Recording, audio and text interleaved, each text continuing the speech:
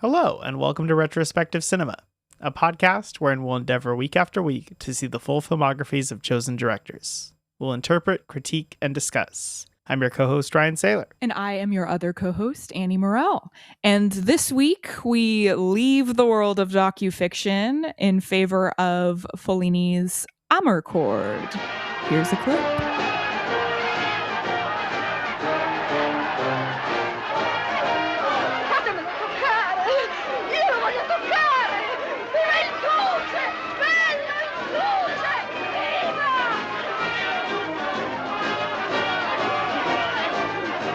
That was once again from Amarcord, not Fellini's Amarcord, I suppose. This week we've had a lot of, You're just so used to it. Yeah, you're like, oh, and I mean, his name is really big on the poster, so it is his movie in that way, just not literally the title.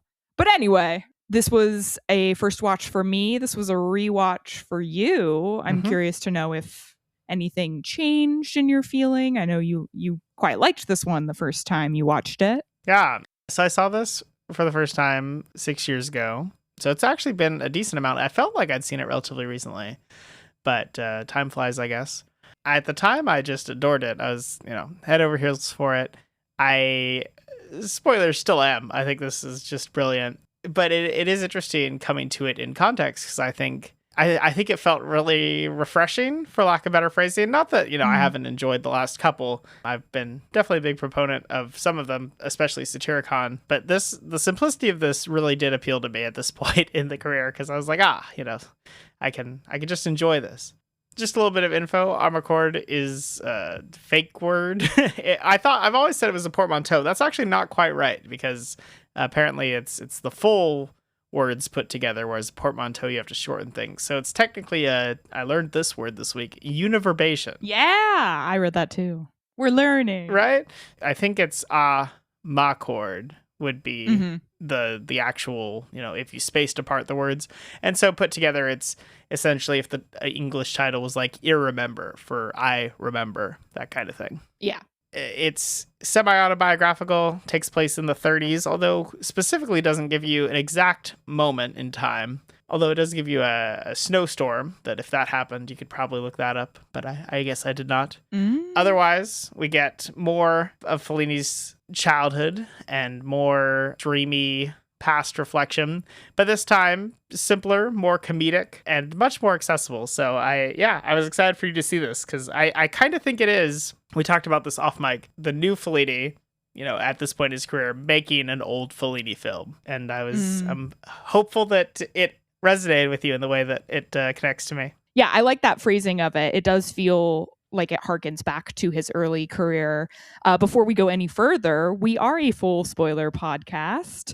And it sort of matters. It sort of doesn't matter. This is, to me, a film about memory and the feeling of youth. And the plot is there. Like, there's a lot more plot than we've seen in the last couple, I think. But I think you're fine. Yeah, there's a climax that we could probably spoil, but even that, like, once you actually see it, it's going to sound like more of a spoiler than it is. You're probably fine. Yeah, I liked this one quite a lot. It was, for me, a breath of fresh air after all of the docufiction. And I feel like even though we're talking about it feeling like younger Fellini, it also kind of revealed a different side of him. I'm specifically thinking of, there are a lot of like fart jokes in this and yes, just kind of lewd and crude humor that are meant to be like, there's lewd and crude stuff in past films that we've talked about here, but like these are intentionally supposed to be jokes. Like, this is a comedy, I think, for the most part, comedy rumination kind of thing. And yeah, like pretty early on, we get like a motorcycle guy whose nickname is the fart of something. I don't remember the other thing. And I was like, was this a subtitling error? And then immediately I knew that it wasn't, because there were just a lot of farts after that. So I think I can imagine Fellini, he's getting older at this point. I guess he's only in his 40s. But he's getting older, and you get a little silly when you get older. And I liked seeing that. Even if it's not like particularly my humor, like it felt very much like a movie for boys, like in the way that like Barbie is for the ladies, but like everyone can watch it. I think this is a movie for the boys, but everyone can watch it. Fart jokes, usually not something appealing to me, but there's something about just how well this film's made and the level of craft that the crassness of these boy characters kind of just lands. It's silly and fun. And yeah, when a motorcycle drives past you on the highway, I mean, it's so loud and it's such a silly noise. And I was glad for this movie from the 70s to be like, here comes the fart. Like, yeah, that is what it sounds like. Sounds like this guy's letting loose. The general vibe makes sense for this because it is a film that is about boyhood and adolescence in many ways, and is being told at times like through the eyes of a child, sort of. I think there are parts that are definitely not, but yeah, it worked for me. Even if it's still not like my personal thing. I did love all the butts, even the most butts. A man who loves his butts. We talked about him being an ass man last episode, and he kicks it up a notch further. Clearly an ass boy as well as an ass man. Stayed true to his roots as he got older, apparently. Sometimes you just can't help who you are. Can't let those kind of obsessions go. You can't help who you are to your core. So the film structure, it essentially takes place over a year. It begins with the arrival of spring after a long winter. And then the puffballs. Yes, these were so cool. I don't know if this is even real. I assume it is. Oh, yeah. Okay. Literally, I don't know if it's the same tree, but like, yeah, literally today I drove down a street that, because it's spring right now as we were recording this, and there was just a lot of puffballs. And they're that floating. Big now? Yeah. Wow, that's so cool. This is like in college, I got to go to Japan and I heard a cicada doing its little song and I got so excited, and like the guy I was hanging out with was like, yeah, they do that every year. They're kind of loud and annoying. I was like, no, this is great. I've seen this in movies. Yeah. Yeah, when you're not, I am, as a person with allergies, a little tired of all the floating stuff. Yeah, so no, I could hear it when you responded to what I was saying. Yeah, I was like, what are you talking about? It's annoying as heck. No, it's like, it's so funny, because they'll collect on the ground and it looks like it snowed, basically. There you go. Very interesting. Yeah, it's beautiful and annoying.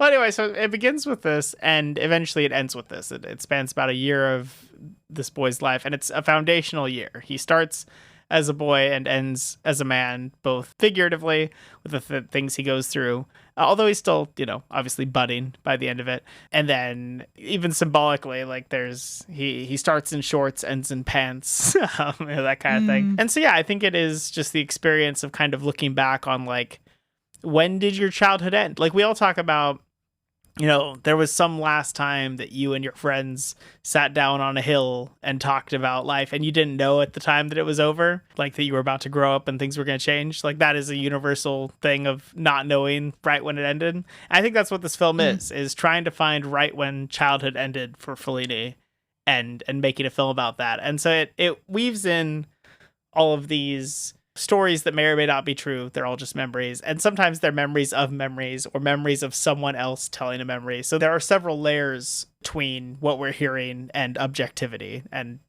that works to the film's favor because there's some very silly stuff here. But yeah, I think it's so neat. I think it's fun. I think the most impressive thing for me on this viewing, you're asking what changed, and not much changed as far as how I perceived the film, but one thing that I really noticed in why this film works is by the end of 2 hours, which is not that much time, you have a pretty deep knowledge and understanding of a cast of like 20 characters. By the end of this, you know this town, and that's an insane feat for this film to pull off. Yeah, it's very immersive. You know the town, but like I think I know like 2 characters' names. Like they sure have names, but that's not as important. But yeah, you get to know like their daily life and their quirks and their wants. And yeah, at a glance, you'll see someone and be like, oh, this is the person that did this, this, and this. And that's kind of how it is when you go around a town. Like, you might not know someone's name, but you know their reputation, like in a small town. So yeah, I think that's what you experience in this movie. Really quick on the subject of him being a boy turning into a man, Tita is his name. That is one of the names I do know. That actor, he was good. He was good. It was supremely distracting to me that every other boy, because it's a group of boys that we're following around. Tita is the main one, and we get to know his family, but he's got a lot of friends who are very clearly actual children. And then there's Tita, who, and I understand why they had to cast not a minor. For legal reasons. There was one particular scene where I was like, aha, that's why he looks like he's 25. Yeah, but he does give Drake Bell as Timmy Turner vibes on occasion. Yeah. When they specifically, there's a point where there's a hat added to his ensemble, and I was like, no, this is worse. And he was 22 when the movie came out, so he's solidly an adult. You know, there are 22-year-olds that can pass as kids, and that man had a man's face. But that's okay. It didn't actually bother me that much. Yeah, I think it actually worked for me. Like, it did distract me, but I think I felt it as an intentional choice where it's like, you know, this person's really on the edge of exiting their childhood, so he like looks out of place in his kid's clothes. I actually would believe that, if only because they did cast actual kids for the rest of the roles. Like, to me, if you don't want that to stand out, then why wouldn't you just get like 18, 19, 20-year-olds to play all the kids? That very fact does lead me to believe that it could be a more intentional choice. But yeah, not what I'm wild about, but yeah, it's fine. So we start off the main event. I think we can at least start here. Sure. This small town has this tradition. I do love, there's a lot of showing, not telling in this. Like, I think he is a master of that in general. But yeah, it really is just as if you're, you know, one of the townspeople watching this happen, because they don't just like spoon feed you what's happening. But you see all the townspeople kind of gathering a bunch of wood on this truly giant wood pile. And they are burning an effigy in celebration of spring. That's kind of it. I'm not sure. I did kind of forget that this happened. I thought there was going to be more relevance or reference, but there really isn't. It's an eye-catching thing that signals the start of our timeline, because we're going to do exactly a year. But I think also it does set us up well with the different people interacting with it. We meet Volpina, we meet Gradiska, and we get an early procession, you know, if you've been following Fellini's other films. And this one is the happy one, which is going to be bookended by a much sadder one later in the film. And I think it starts this image of change, which is what the whole film's about. So I think it just does a number of, you know, introductions and thematic things. Yeah. Again, I'm glad it wasn't a really clearly delineated thing, but I loved that you just get this general feeling throughout that like the seasons are changing. And then I just kind of realized like, oh yeah, oh my gosh, spring is happening soon. And then the puffballs come back at the end. But yes, it is a good opportunity to meet the town, to see and to see just like the dynamic of this small town, I suppose. And then we move on to the boarding school or just school. And the costumes in this, I would wear some of these outfits that these boys are wearing. They're not in uniform, which I thought was so interesting. So they're like taking a school picture in these sick fits. And then we see them in class learning about how good fascism is. Yes. Yeah, that. We love Mussolini. We love fascism. Yeah, I thought that was such an interesting element of the film. It does, when it can, proclaim Fellini's obvious views that have been throughout his films as anti-fascist. But yeah, having childhood memories where like the people around you that you care about, like even like Gradiska is, you know, very much into the fascist movement. And yeah, she wants to be touched by Mussolini. Yeah. So it's very interesting to think about like how that would affect your memory of a town. I think this film does its best to not condemn the people for existing with a very common viewpoint at the time, but also be like, look how crazy this was, and look how rampant it was. So yeah, I thought that was a neat element of the film as well. Yeah, this is just reality. This is just the reality of the time. Some small towns are just overtaken by this, which I've said it before, past episodes, wouldn't know a thing about what that's like. Right. Well, I think about that too. Yeah, I mean, you and I both grew up in Bakersfield. I'm, still here. It's shifted a bit, but some, when I was living in LA, talk to people that were like, I can't even fathom, like, how could that be anyone's reality? How could anyone go for, Trump was running for the first time at the time. And it's like, well, if you don't actively hear like all the reasons it's bad, and you're in a bubble where a lot of people think it's good, you can see your friends going down the rabbit hole, and it's scary and tragic, but like mob mentality. Yeah, it happens. And you just want to fit into your community, and if that's a part of the community, I do. I obviously don't condone it, but I do. I see it, right, and that's definitely I think Fellini's kind of reaction here. Yeah. So, but you know what? You can still do in fascist Italy. You can play pranks on your friends in class.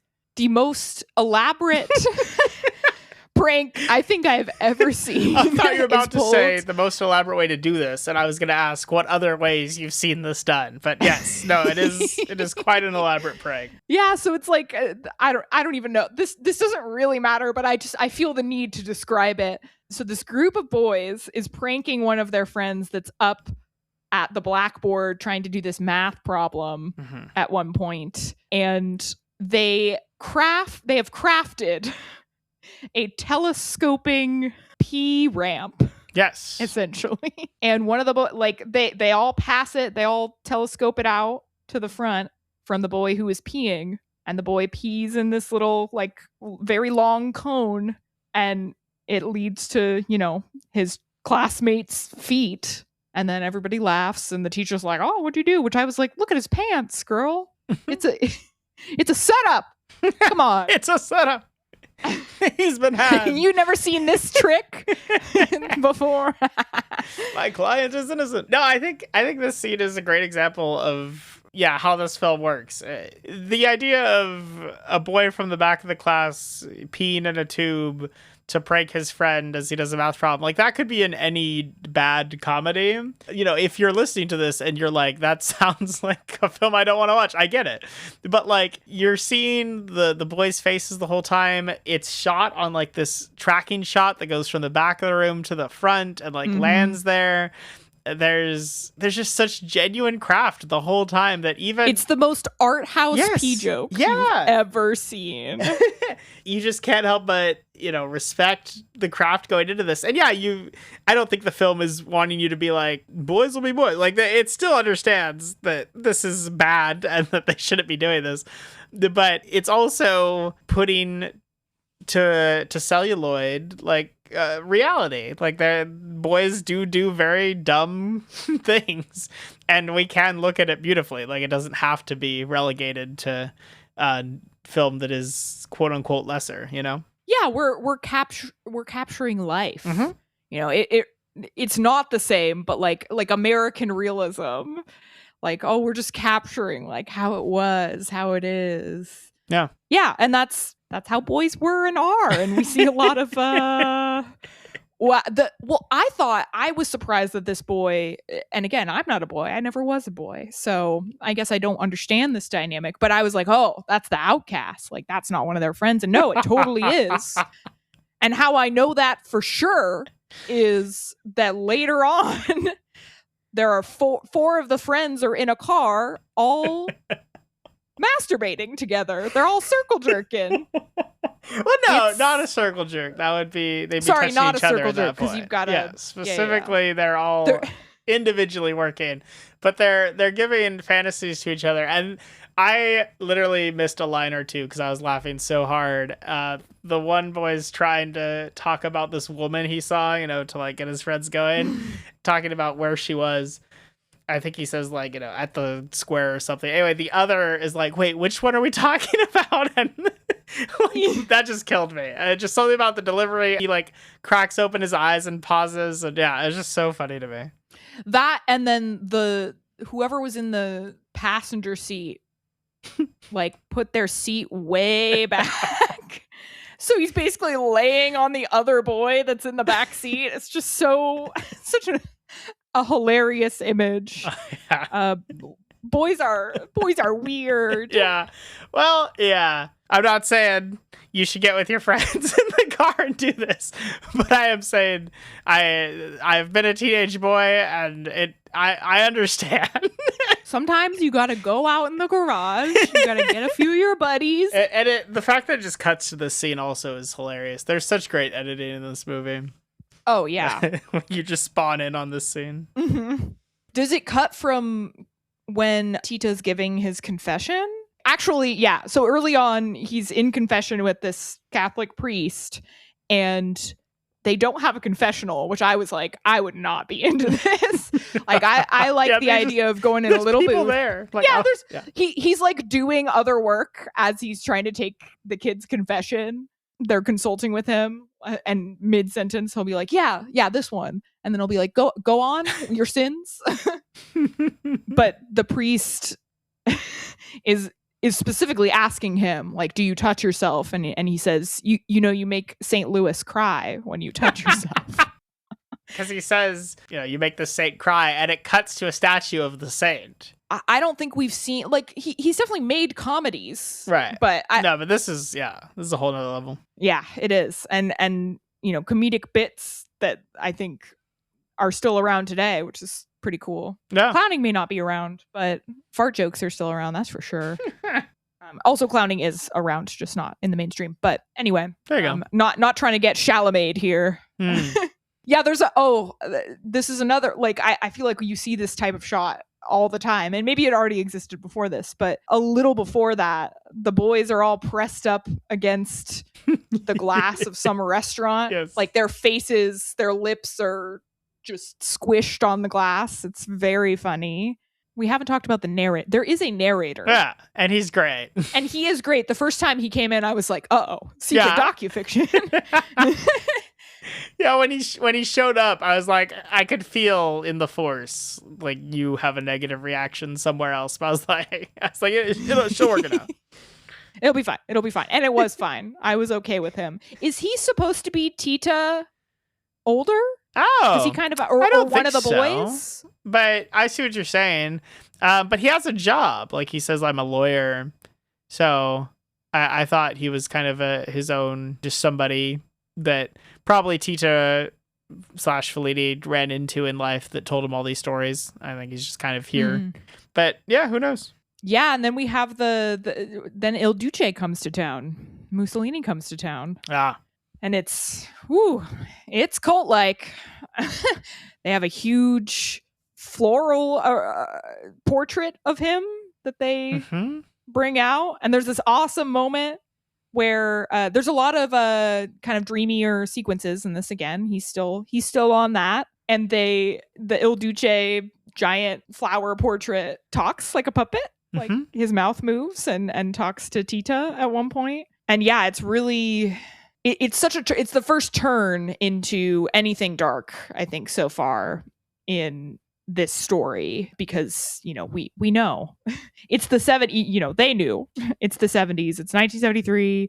It's bizarre. It's a bizarre sequence. This is where we get that moment that we referenced earlier with Gradiska, where she's like physically trying to get through the crowd because she is so desperate in her desire to touch Mussolini. Yeah, it's a core character trait for her, because she gets her name, Gradiska. It's not her real name. She gets this nickname because when she finally does have an encounter with a soldier, she says, you can have anything you want, which that is the word Gradiska in Italian, I guess. The subtitles do their best to Missed explain that. The finale of that scene when she says, anything you want, in parentheses it says Gradiska.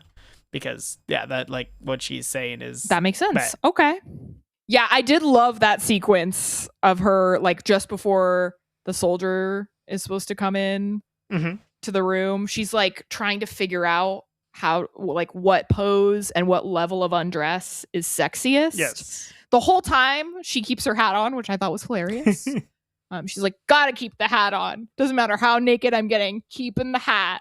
And then this made me laugh so much. The pose she ends up picking is her fully under the covers, like up to her neck, tucked under the covers of the bed.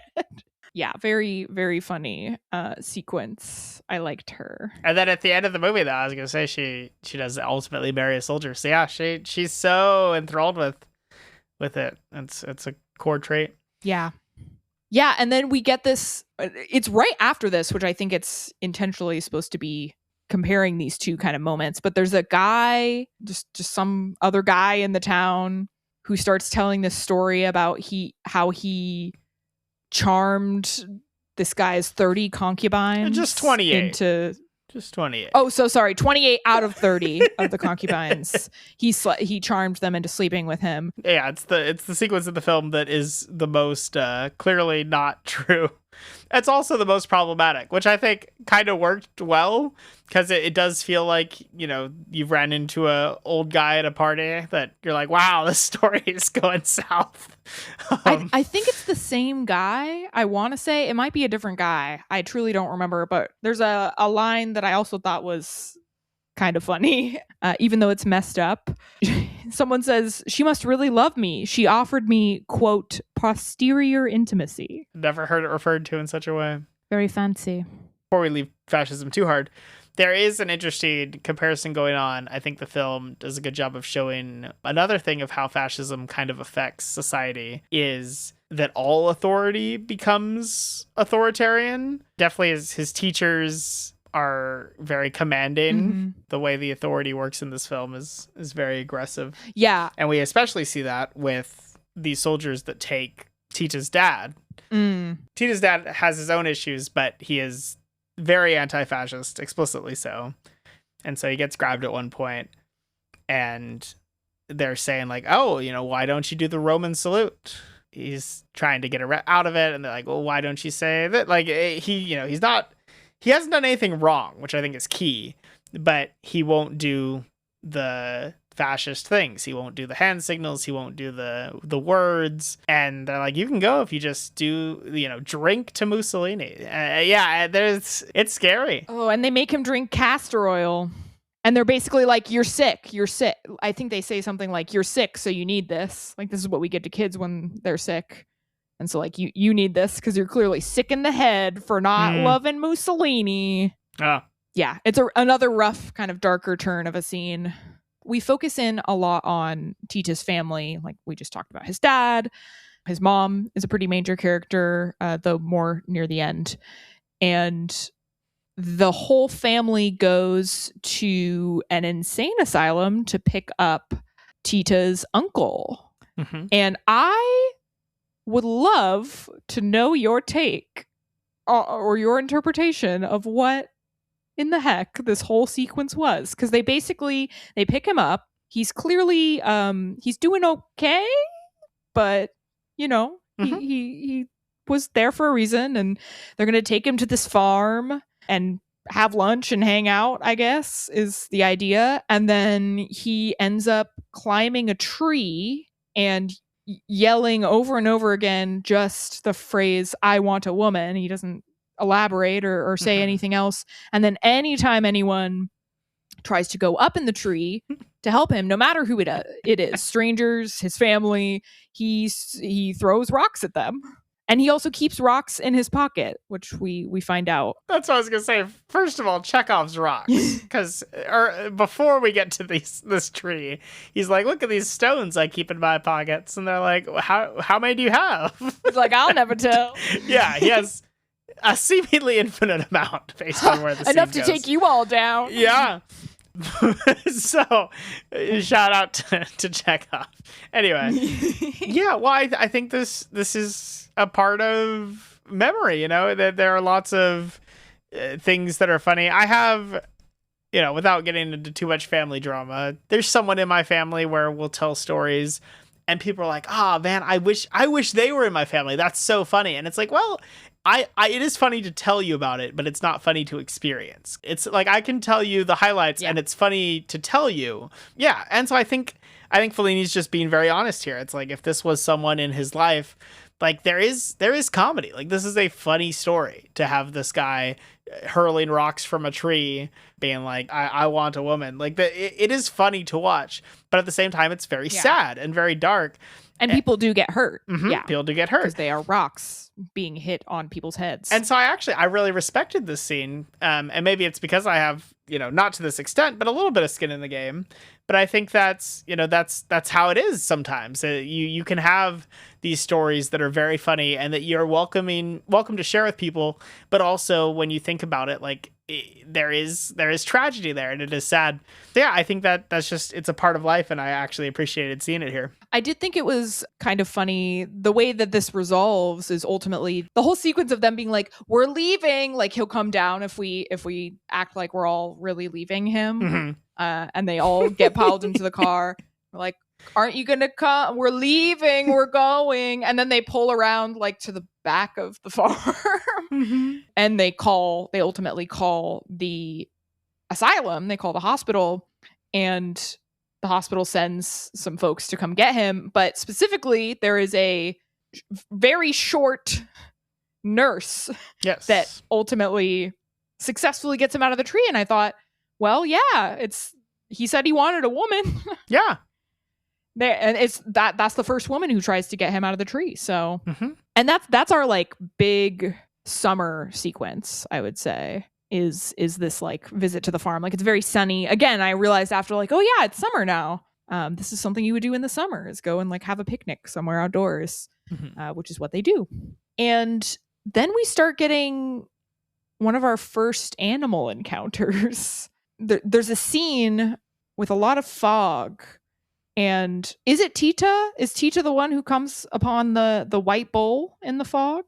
There's that sequence. And then later on, just before Tita's mother dies, that's the big spoiler, we get this shot of a peacock in the snow. Yeah. So it's like lots of white, lots of... Yeah, I wondered, like, what do you think these animals are supposed to represent? Because they're very clearly supposed to be symbols of something. That is a male peacock, right? Because only the males have the plumes. Yeah. The hens are very plain. Right. So I thought that was Tita. He's, you know, he is trying to show himself, but he's ultimately kind of lost, much like this bird. The bird is literally stuck in the fog and way out of place. Tita's also lost and wandering and trying to land someone sexually, which is, you know, what birds do. Which we'll get back to that. Yeah, I mean, I think they're kind of two, like, peacocks, even though it is a male peacock, you know, it's a very feminine symbol. Sure. Versus a bull is a very masculine symbol. So I thought that was interesting that both came up. And there's not a lot of like him struggling with like his sexuality or his identity or anything. So I wasn't sure what to make of that kind of juxtaposition of these two animals, and both being in, like, the peacock being in the snow and then the bull being in the fog. But it was a cool sequence either way, like just coming upon a scary monster and then realizing it's just a bull, which would still freak me out personally. But should we talk about the thing that I've been dancing around hinting at? The boob woman. Her character name is actually Tobacconist. Thank you so much. Well, she sells tobacco. Yes, she is the tobacconist of the town. And she has giant boobs. I was so shocked by this scene. I was not... It's meant to be shocking. Yeah, and it is... job done. Job well done. It's so 0 to 60 because you think like Tita's, you know, trying to put the moves on this tobacconist. He wanders into the shop. He's like, "Can I have a cigarette?" She's like, "We're closed."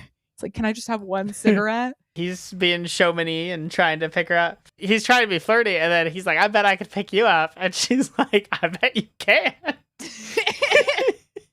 Yeah, she's taller than him and probably has like 70 pounds on him at least. And he manages it with immediately breaking into sweat. But yeah, he through the power of It's like how mothers can lift cars off their babies. He's like, I will do this. Yeah, he's like, for a chance, for a crumb, I will. Yeah. Well, and he manages it. What was funny about that, he does it like the first time and like it's clearly hard for him, but he does it like really quickly. And then he's like, no, I can do it more. I can do it again. And then he does it again. And literally she's like, please put me down. Like, this feels unsafe. Yeah, and he like collapses and he's sweating. And yeah, it's great. But then, yes. And then she gives him his reward, which is breasts. She is turned on at this point because she's been handled. It seems like that doesn't happen much. And so she, just boom, pulls out her breasts and forces them into his mouth. And he tries to raspberry them. Like he's blowing onto them. And she's like, don't. Yeah, he's not doing so hot. He does not have the skills. Yeah. It was shocking. It was a shocking scene. And she kind of gets fed up with him pretty quickly and puts away the girls, and that's that. And wow, what a scene! And that is why it's I'm okay with him being a 22-year-old man. It's a fascinating sequence because it's objectively problematic. Like, this is still a boy in school. I'm not quite sure that she knows quite how young he is, but either way, like it is objectively. I mean, he does look 22. There you go. Yeah, but objectively assault. Yeah. At the same time, like it's presented very funny, and the scene lands for me just because it's so insane, and it is absolutely the kind of story that you do hear from a teenage boy being like, this is how far I got, and like when you look back, you're like, wow, my friend was a victim, or it's him exaggerate. Like if this is him retell, this is why part of the reason why I thought it could be like that the narrator could be him. Because if it's him like going back and telling this story and being like, yep, she just couldn't resist it. Once I picked her up, she just pulled out her boobs and I went to town on those puppies. Well, like you can imagine a boy exaggerating. But I think it's real because he fails so horribly. Like that's true. She's like, please no, suck them. Yeah, he's just not sure what to do. And then gets sent away with his tail between his legs. So that's a good point. I think it is real. It is an interesting scene, and I think it's so iconic to the movie. I think she's like on the poster and everything because she is. It's so shocking and it is so funny, and it's so true to life. It's true to life in like all the ways. Like it's in life there are some looking back very problematic moments, in early encounters. But yeah, they could still be a good story to tell. And it's great. Yeah. It's a great scene. Yeah, and then like we've seen throughout, it's like this tinge of darkness, like you're talking about. Like, this is kind of messed up when you actually think about it. Right. But also it's a comedy. Ah, ha, ha. Yeah. And then we get a direct cut. This is what really killed me. To him sick in bed. Tita is sick in bed being taken care of by his mother. Of his power into that moment. Yeah. I was like, oh, he is too much. It's so funny because like he is literally like on the floor sweating in the scene. He can't even open the door afterwards. He's like, please help me out, and then it just cuts to him like desecrate. I don't actually watch Futurama, but my mind I've seen a few episodes, and one episode that I've seen is I think a fairly famous episode in the canon where there's like Amazonian women and they have this whole bit that's like death by snoo. It absolutely, I was like, oh, he's ill from just getting too much love in. But then he's talking to his mom. He starts asking about like how she and his dad, got together and what their first kiss was like and that kind of stuff. Mm-hmm. I'm not going to get his line exactly right, but another line that made me laugh so hard. His mom says, well, it was kind of different in those times. Like your dad just kind of put up his hat. That was it, and we were together. It's not like now where these boys just get so much. And he says something like, "Well, why am I not getting anything?" And that killed me. Yeah, that was good. That was good. Another like times have changed moment too, but have stayed the same at the same time. We talked about that a bit with Roma last week. Yeah, and then it immediately takes I was like, whoa, transition. His mom is dying all of a sudden. And yeah, it gets very sad, and you see literally the death of his childhood happening. Yeah. As he lays his mother to rest. And we get our, as you referenced at the start, we got our second procession. It's a funeral procession. Yeah, which I thought was just such a perfect image, since it's an iconic Fellini image and then used in this way, which was a new use of it. Yeah, and then the puffballs are back. Spring is back. Yes. And Gradiska gets married. We get, I think importantly, we have the peacock in the snow, his mother dies. It's winter when all this happens. And then when the season of rebirth, spring, comes along, we get, new love in Gradiska getting married to a fascist, and the puffballs being back, and maybe things are going to be okay ultimately. So it is, I'm glad. I think there was no other way to end it. Like if we had ended it, the funeral, this would have been a big bummer. But that's not how life goes on. You're never the same, but life does go on. I did refer to this earlier, but earlier in the film, he tells his mom, like, why don't I have long pants? Like all my friends have long pants at this point. And he's like, I've outgrown these shorts. And I still wear shorts, and I'm older than he was in the film. So, like, it's not I'm wearing a literal shorts thing, right now.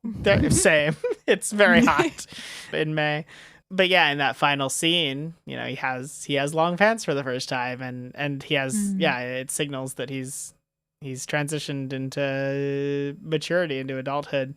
And yes, he's still gonna make mistakes, and not everything is as beautiful as it seems. Like we do see that this wedding is specifically, like you said, she's getting married to a fascist. This thing that this movie's been exploring is going to continue to happen. There's going to be beauty and comedy, and it's still complicated because it's life. It can be problematic, and it can be something that you look back on like, oh, there's these mistakes. But either way, yeah, it pushes forward. Because it is, a slice of life kind of memory sort of film, it makes sense that, it's not like, oh, yay, the war is, we don't get that kind of relief, because that's not what this is about. Like the war is over. It's good. Like fascism is over. We defeated. In fact, the war's just beginning. Like this is like the 30s. Yeah. Yeah. Whereas in Roma, that's set, I would say, a little later. Obviously set in Rome as well versus a small town, but that's set later into the war, where some people are finally getting a bit tired of this and speaking out against it. So that, I think it's interesting that he's dwelling so much on, I mean, it makes sense, right? If you grew up during fascist Italy, I get why that would impact you. Yeah. But showing the kind of different political atmospheres throughout Italy at different times is pretty cool, I think. A cool element that we're seeing more and more. I wonder if it'll pop up more later. That's all. Would you recommend the film? I was so excited to come back to this, and also nervous. I do have this thing where anytime I really adore a film on a first watch, I kind of get scared to come back to it, because I'm like, what if I was wrong? What if I don't love it as much as I did that first time? But no, I think this is just a brilliant film. I think it's so good. I think it's incredibly funny. I think it is such an achievement how it manages to use this episodic structure that Fellini's explored a good amount by now, but use it in a pretty different way to check in with all of these different people and to build this whole city so that you have a deep knowledge of all these people in a very short amount of time. I think it's so true to life, and I loved it as much this time as when I saw it 6 years ago, and I genuinely think I will love this forever. It's not my single favorite Fellini because I was so impressed with 8.5 this time, but it might be second place. I think this is just an incredible. Knights of Cabiria slander, but all right. Yeah. No, I get you. You'll never catch me. Yeah, I don't know. I think I've seen my favorite Fellini already, but I would love to be proved wrong. You know, I've kind of tried to keep track of where Fellini's been at, like with each film, and I think Roma was kind of a culmination on some of the stuff he'd been trying, and I don't think this signals the start of something new. I kind of, I could be totally wrong. Maybe we're going to be doing something like this for a while, but I think this is an in-between work. I think this is going to be something that doesn't fit into what's before it or after it, but just something he wanted to make. But I don't think that makes it any lesser. I think this is, just wonderful in just about every way. So, yeah. Would you recommend the film? Yeah, I would. Yeah, I quite enjoyed this. This was honestly, even though I liked Roma, I had my problems with it, which we talked about. And this was a breath of fresh air after just a bit of not being too keen on the last few. Even if I can recognize their artistic merit, just not personally enjoying them as much as I would like to. But yeah, this was a fun watch. There's a depth to it and you don't have to look very far to see it, but if you want some depth, it's definitely there, some nuance. I watched it with a friend of mine who really loves film, and then her roommate was also there and was like, oh, maybe I'll like tune into this or whatever. He was like playing Minecraft in the background, and he like really tuned into it. I think he watched the whole thing, which to me, nice. I'm assuming he'd never seen a Fellini before. I think that's just a testament to this one's accessibility, that you can be like a film nerd and really enjoy it, but you don't have to be, which I think is the case with some of Fellini's films. Like, I think it really helps if you're if you're into film, but this is it's ultimately a comedy, which I think is often the most accessible genre of film. Yeah, I think this is a good. If you're not going to go in order, if you're not going to dive into, because I think even the ones that are worth seeing on their own, like Knights of Cabiria, like 8.5, we've talked about how much better they are with the context. I think this is a great one to pluck out and just watch completely on its own. And if you never touch Fellini again, you're worse off for it, but at least you will have seen a good representation of him, because I do think we get a lot of him still in this, the old and the new, as we talked about. So yeah, I would recommend it. It's probably not going to crack my top 3, but quite good. Definitely up there for me so far.